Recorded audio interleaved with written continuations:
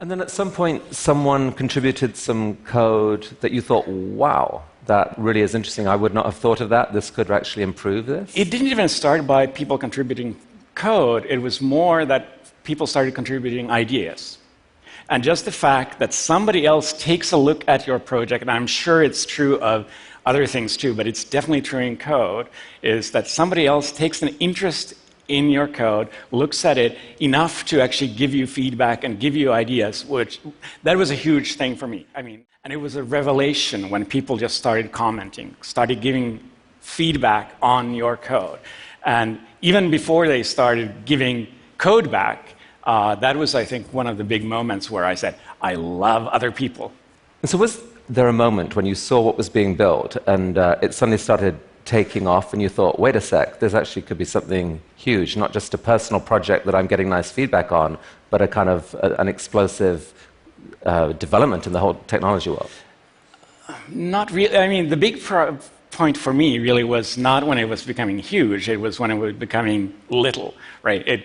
The big point for me was not being alone and having 10, maybe 100 people being involved. That was a big point. Then everything else was very gradual. Going from 100 people to 1 million people is not a big deal. To me, well, maybe it is if you want to sell your result, that it's a huge deal, don't get me wrong. But if you're interested in the technology and you're interested in the project, the big part was getting the community. Apparently, my sister said that my biggest exceptional quality was that I would not let go. Right? I would just. Okay, so let's go there because that's interesting. You would not let go. So that's not about being a geek and being smart. That's about being stubborn.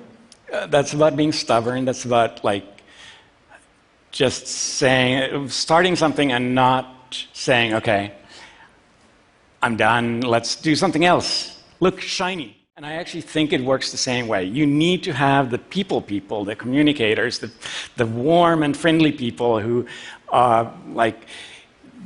really want to hug you and get you into the community.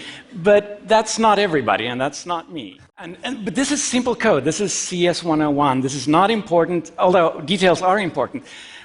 To me, the sign of people I really want to work with is that they have good taste, which is how I sent you this stupid example that is not relevant because it's too small.